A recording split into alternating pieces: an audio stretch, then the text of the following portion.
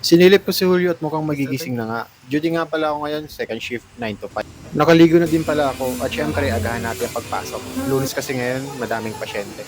Konting laro muna tayo kay Julio bago tayo aalis. Paalam na din tayo sa asawa ko. Nga pala, hemodialysis nurse din siya, tulad ko. Pero ngayon, VA na. Paalam muna tayo kay Julio. Nagdede pa nga. Jeep pala tayo ngayon, hindi muna tayo sa tricycle. Konting lakad, papuntang center. Timing muna tayo at tara, pasok na tayo sa treatment area. Madami na nga nakasakay na first set ng pasyente. Magantay na lang tayo na matapos sila.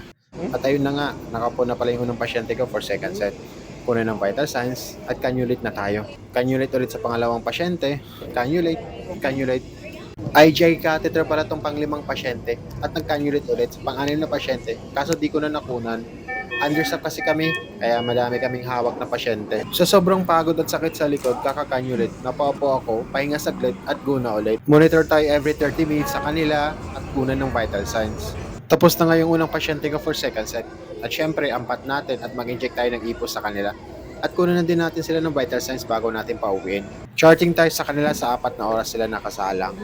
At sa susunod po ulit, salamat!